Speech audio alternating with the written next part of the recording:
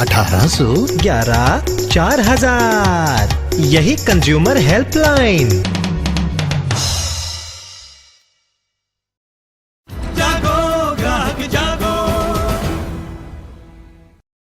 Hello listeners, we are glad to have with us Professor Sriram Khanna, a faculty at the Delhi University. Apart from his teaching career, Professor Khanna is a well-known consumer rights activist. Professor Khanna, a very warm welcome to you. I'm sure our discussion here at the All India Radio Studios will benefit all our listeners. In today's world, when we have let liberalization enter our lives from all quarters, it's time we sit together and contemplate upon pros and cons of FDI. Be it in retail or even online selling, foreign direct investment is perhaps here to stay. But what is important for all of us is to understand its limitations besides its obvious benefits. Professor Khanna, India being a third world country, we are still taking baby steps into being the big power. Do you think our country is ready for FDI?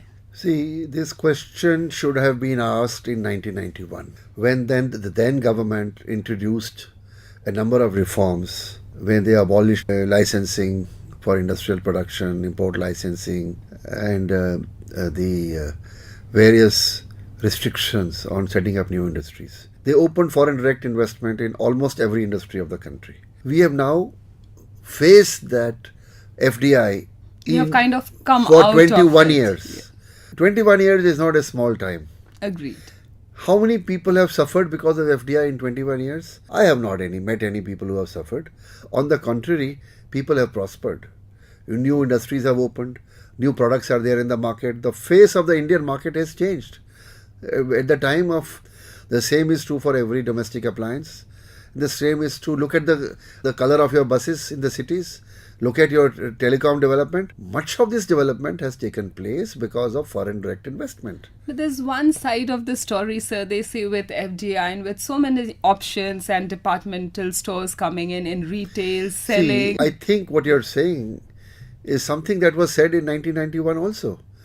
When the foreign direct investment was opened, there was a group of industrialists who were described in the media as the Bombay Club, who were saying exactly the same thing. Oh, our Indian companies will suffer. Why are you allowing them to come? Yeah, the gap between the rich. And that argument has been completely negated by the events of the last 21 years.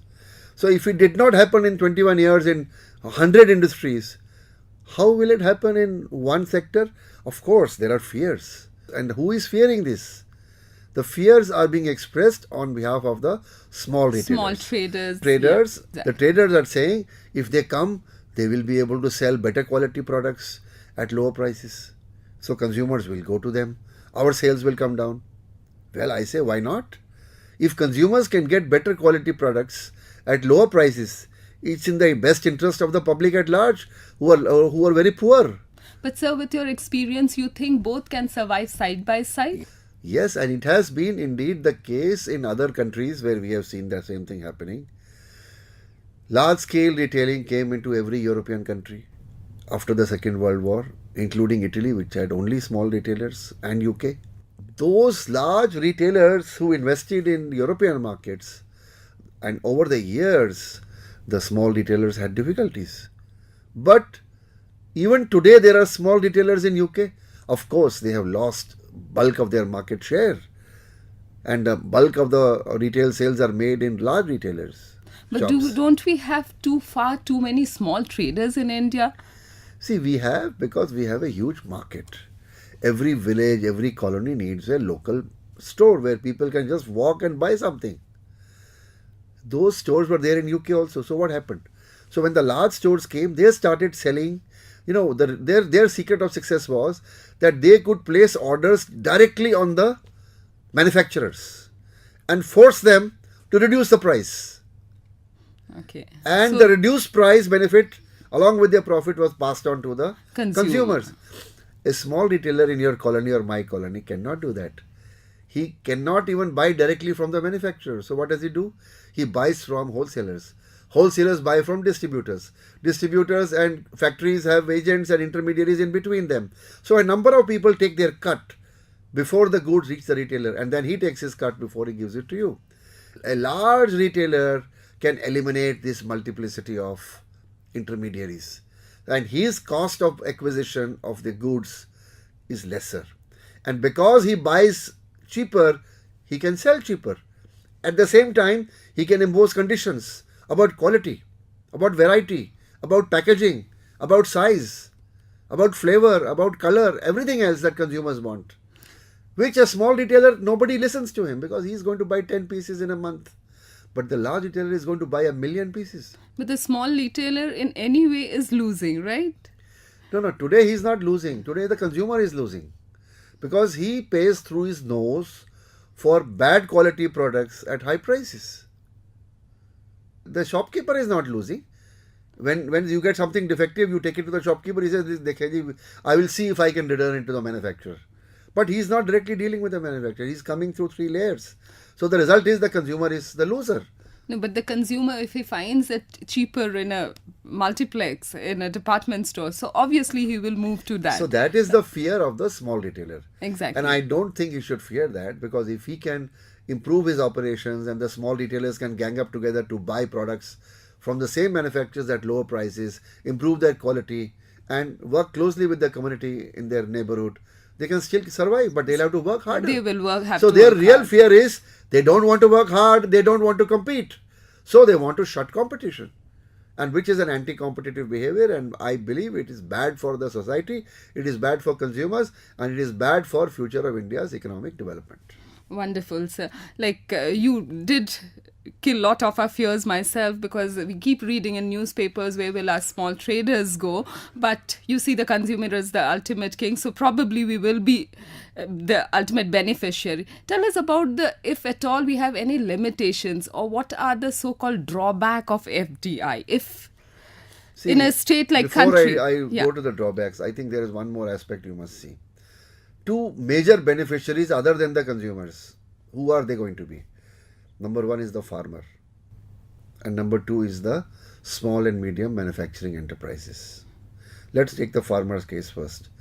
Today, large retailers are directly, Indian retailers are directly buying from farmers in Punjab. There is contract farming by companies. They tell the farmers, okay, here is the seeds and here are the fertilizers.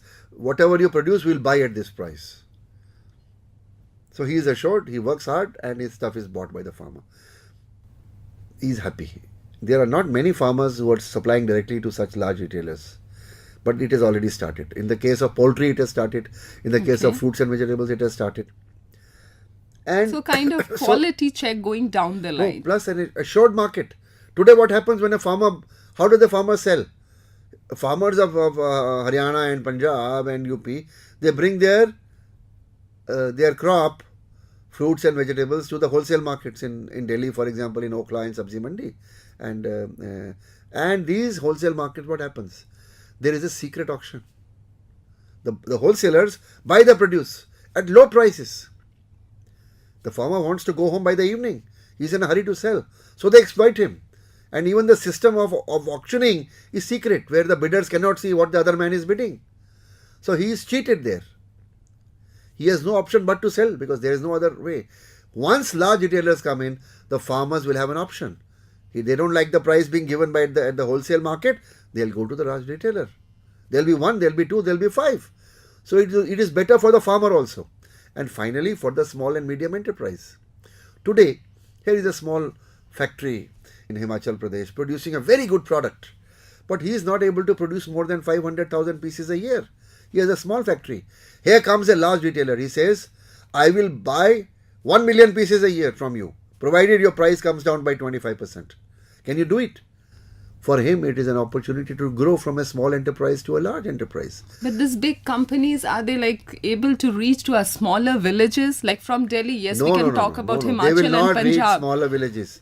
The companies will only like to open their outlets where there is a concentration of public, which means 2 cities. tier, 2, 3 tier cities maybe. First, Yeah. metros, outskirts of metros, they can't come in the middle of metros because rents are too high. So they have to take spaces, and they have huge, retail spaces. Our normal Indian retailer is how much? 200 square feet, 300 square feet. There will be 1 million square feet in one roof. selling thousands of products under the same roof. And today we have already seen the sample of Indian large companies already opening these such shops, and consumers are already patronizing them. Which are the products that we will see majorly coming into retail? Whatever you see in the normal market of yours, everything will be there. From clothes to domestic appliances to packaged food items, whatever you use at home. Everything. And how much of are we going to gain in the price factor? Like they will, See, quality will be there. I would say that large scale retailers may be able to give you prices which are 10 to 20% lower than what you are paying today. And it is not that they will lose, they will gain, and so will the manufacturers by economies of scale. So there's a benefit for consumers, for small and medium enterprises supplying to these large retailers, and to farmers who are supplying to these large retailers. But let's not kid ourselves. If supposing they are allowed in 2012, it will take in India at least 50 years before a major impact is there on the small retailers. In UK, large retailers started in the 50s. And today in 2012, 62 years later, there are still small retailers remaining in UK. Many of them have disappeared because they could not compete. But it will take 50 years. We plan to say we can see the same kind of thing in India as well. Yes, it will take longer because we are a bigger country than UK. If a country like China has allowed foreign direct investment in multi-brand retail, which is a bigger country than ours, which is a communist country, and all other countries which want to develop have invited this FDI on some grounds. Everything cannot be assured. Some things will happen. Some will be good, some will be bad. You can't say I will take only the good things and not take the bad things. You cannot hope to get a rose flower without the thorn pricking your finger. Even a childbirth, when it takes place, it brings a new life into the world. But is it without pain for the mother? There will be pain in our economy. And economic development and economic growth is not painless growth. It is painful growth. But are there some policies or are like in the people in the government or policy makers thinking something about us small time traders? See, what they are trying to do is they are saying that okay, we'll leave it to the state governments. You decide where you will allow such stores to open and where you will not. So wherever they feel that there will be going to be maximum adverse impact on small retailers, you can avoid those.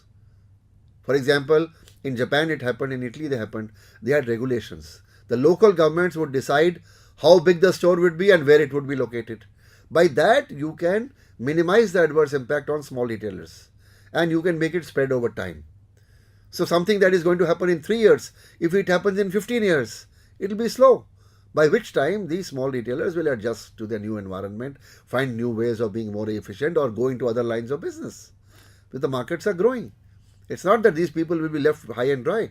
Of course, the super profits which they are making today, they will not be able to make because of competition. The biggest advantage probably is we will have good quality in the market. And at competitive prices. Agreed. But the fear also is that if these large retailers are allowed to gang up together and form cartels, then they can jack up the prices and squeeze consumers.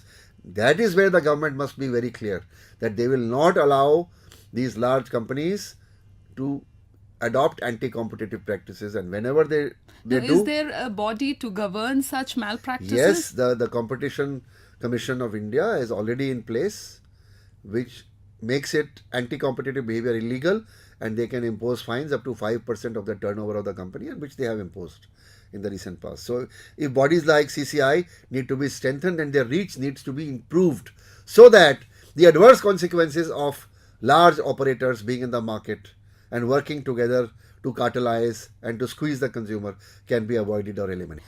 Wonderful, sir. On this note, we come to the end of our interview. It was wonderful having you here, and I'm sure all our listeners would have rest all their fears today. Thank you so much. Well, thank you very much. And all I can say to the listeners is the slogan, Jago Grahak Jago, which means rise and awake the consumer, enforce your right and pursue your remedies. Thank you very much. Thank you, sir. Thank you, sir. आप अधिक जानकारी के लिए consumer voice magazine को भी subscribe कर सकते हैं. फॉर सब्सक्रिप्शन कॉन्टैक्ट 01147331014 या फिर ईमेल करें subscription@consumer-voice.org पर.